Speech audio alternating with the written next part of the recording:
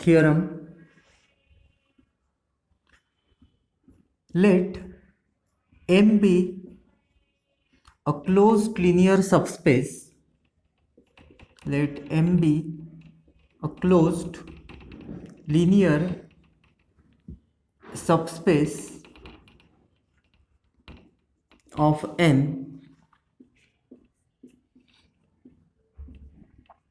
and x0 be a vector be, let me be say x0 be a non-zero vector, be a non-zero vector not in M, not in M. It will be of course non-zero because it is not in M and M always contains a zero vector. Be a non-zero vector not in M but it is in N, that you note. x0 be a non-vector not in M. Then there is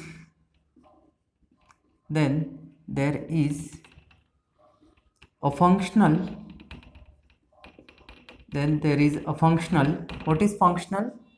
It is linear and bounded function, linear and bounded scalar valued function.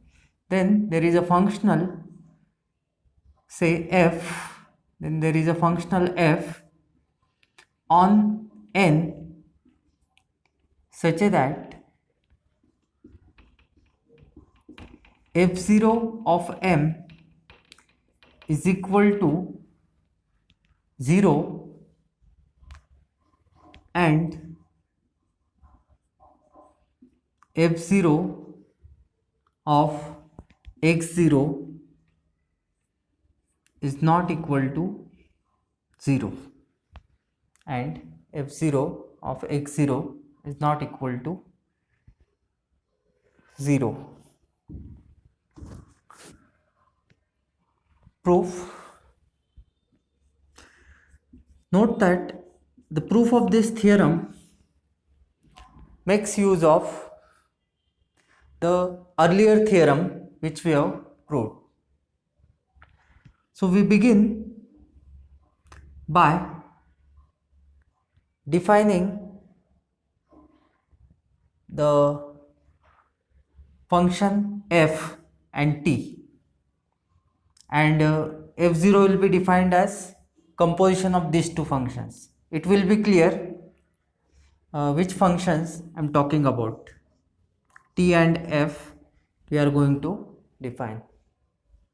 Okay. The quotient space n by m is given by x plus m where x belongs to n. Can you tell me what is zero element of n by m? It is m itself. The zero vector or zero element or the origin of n by m is m itself. Further, recall the property that x plus m is equal to m, which is equal to 0 plus m if and only if x belongs to m. Okay. So we begin the proof by defining a function, a natural map from n to n by m. We define a function t from n to n by m as, define t as t of x is equal to x plus m. We will prove some properties of this function t. First we will prove that t is linear. Okay.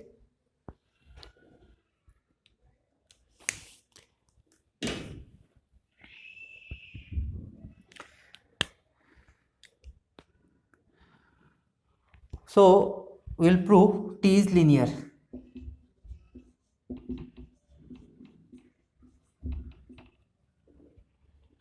Let xy belongs to n and alpha beta be scalars. Alpha beta be scalars. Consider t of alpha x plus beta y, you can easily observe that this is equal to alpha x plus beta y plus m. By definition of addition of cosets and by scalar multiplication, we can easily observe that this is nothing but alpha times x plus m plus beta times y plus m, which is equal to alpha tx plus beta ty. So thus what we proved, t of alpha x plus beta y is equal to alpha tx plus beta ty, hence t is linear. Next we will prove that t is continuous function.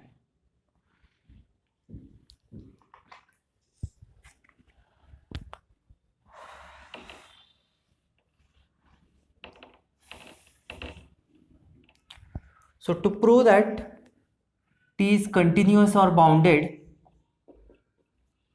continuity and boundedness happen to be the same thing for linear transformations. For x belongs to n, consider norm of t x plus m. This is equal to what is t of, what is, I should consider norm of tx. So what is tx? It is norm of x plus m. Recall the definition of norm in the quotient space n by m. It is defined as infimum of norm of x plus m where m belongs to m. It is infimum, means it is lower bound. So it is definitely less equal to any element of this set, as it is lower bound. So in particular I am taking m equal to 0. So x plus 0, this is equal to norm of x. Thus what we proved? So norm of tx is less equal to norm of x for all x belongs to n, or all x belongs to n. So here what is bound of t? It is 1. I could add here or write this as 1 into this. So t is bounded and hence continuous. T is bounded and hence continuous.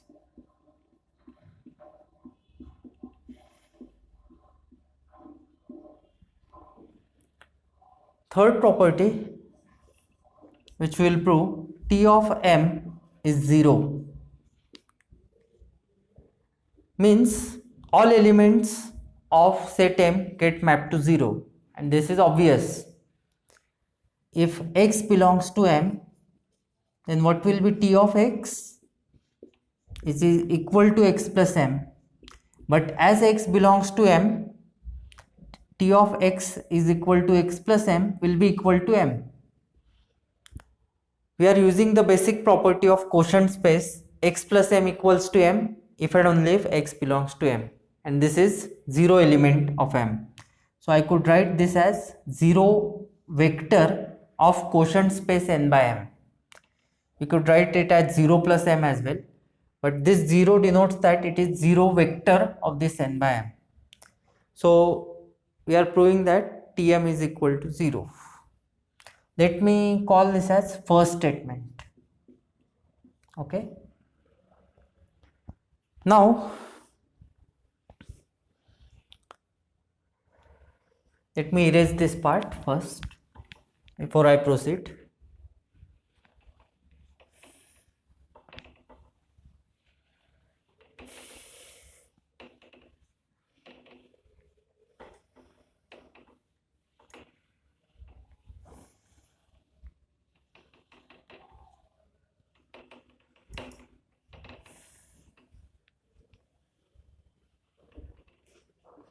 Now we will apply the previous theorem. We will apply the previous theorem by known result.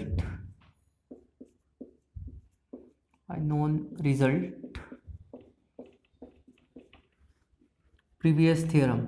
So I request you to refer to the previous theorem, which states that there is a functional, what do you mean by functional? Linear and bounded function. Linear and bounded scalar valued function. There is a functional f on quotient space n by m such that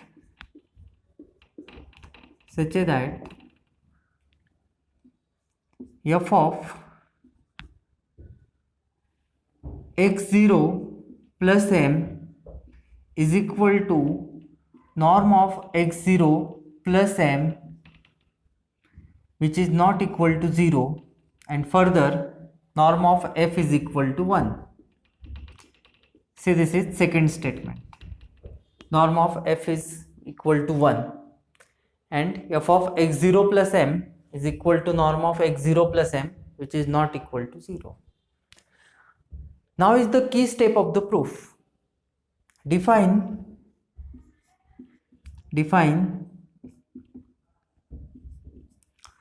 function f0 as composition of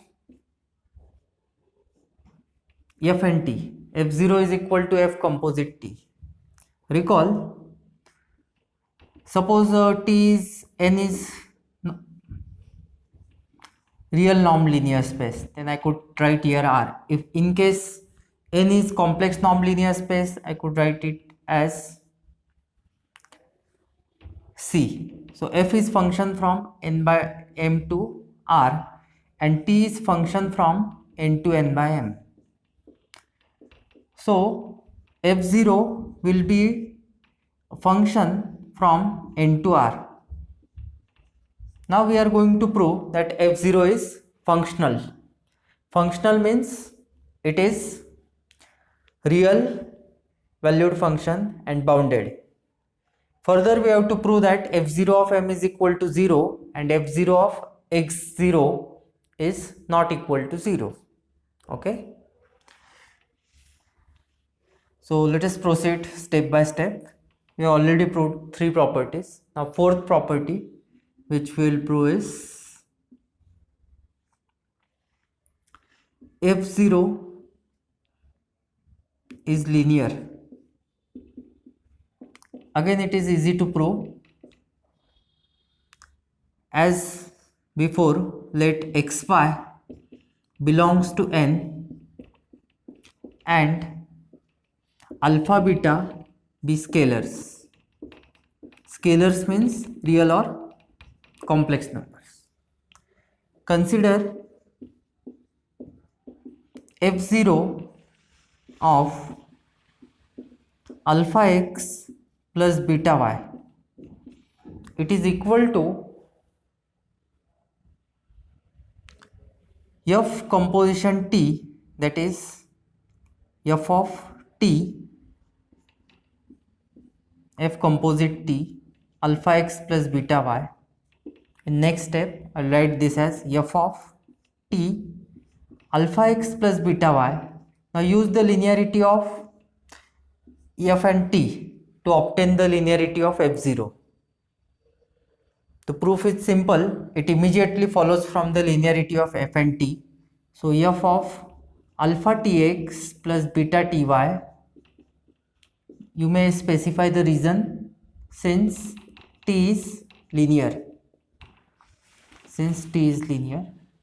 This is equal to alpha times f of tx plus beta times f of ty. Here we are using linearity of f, since f is linear. The composition of linear functions is linear, so we get that f0 is linear. But here I am giving you the detailed proof of this fact that f0 is linear. This I could write as alpha of f, alpha times f composite t x plus beta times f composite t y. So this is equal to alpha f0 x plus beta f0 y. Thus what we proved that f0 of alpha x plus beta y equals to alpha times f0 x plus beta times f0 y. This proves that f0 is linear. Can you tell me the reason why f0 is bounded or continuous? f0 is continuous or bounded. Remember, continuity and boundedness happen to be the same for linear transformations. So f0 is continuous as it is composition of continuous functions. F and t are continuous, so their composition f0 is also continuous.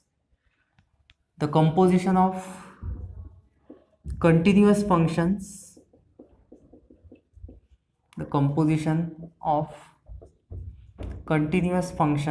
is continuous. From the theory of metric spaces, you know this. The composition of continuous functions is continuous. Since f and t are continuous,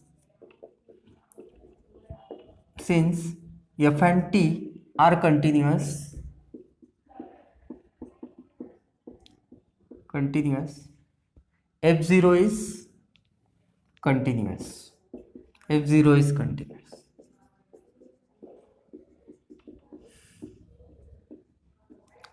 Now, let me have the conclusion at this point. From fourth and fifth,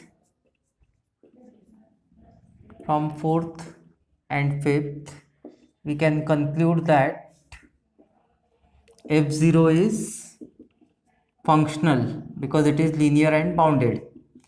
So we are done with the half part of the proof. f0 is functional. Now two properties are remained to be verified. We have to prove that f0 of m is 0. That is, this is sixth property which we are proving. f0 of m is equal to 0. Means we have to prove that every element of set m get mapped to 0. Every vector of m gets mapped to 0. This is what we have to prove. For x belongs to m, consider f0 of x. What is f0? F composite t. So f composite t x. This is equal to f of x plus m. This is equal to, did you get how this equals to f of x plus m? If not, let me explain it. F of t of x. So this is equal to f of x plus m. Now x plus m equals to m. Since x belongs to m, x plus m equals to m. This is the reason. So f of m is nothing but 0 element of quotient space. Note that m is 0 element of quotient space n by m. So f of 0, and f is linear. So under any linear map, 0 vector gets mapped to 0 vector. In this case it is real number 0 because it is scalar valued function. So f of 0 equals to 0. The reason is that f is linear. So thus what we proved, fx is equal to 0. Thus fx equals to 0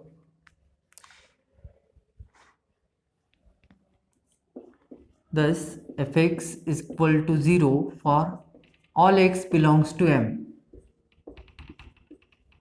We have noted this fact earlier also, so you may refer to the statement 1 for this step as well. This follows from first. I have explained it earlier also, so if possible you may rewind the video and refer to this step. F of M equals to 0. Hence we get the required property that fx fm is equal to 0. Now the last property which we will verify is f of x0 is not equal to 0. We have to prove this.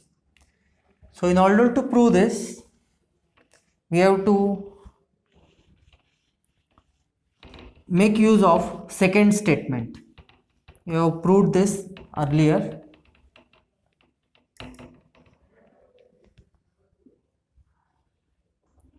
Consider f of x0. We have to prove this, fx0 is not equal to 0. F of x0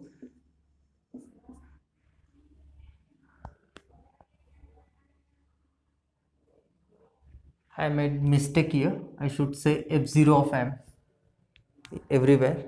It is correct. Rest of the places. Here also I should say f0 of x0. So consider f0 of x0. It is equal to f of t x0. It is equal to f of x0 plus M. What is f of x0 plus M? So please refer to the second statement. In second statement, we have written that f of x0 plus M is equal to norm of x0 plus M, and it is non-zero because x0 is a vector not in M. That's why it is non-zero. It is given in the statement that x0 is not in M. So it is equal to norm of x0 plus M, which is not equal to 0. So this follows from, say, second statement. Thus, we constructed a functional f0 on N, R or maybe C, depending on whether N is real or complex nonlinear space. So we have a functional f0 on N satisfying the property that f0 of M is equal to 0 and f0 of x0 is not equal to 0. This completes the proof.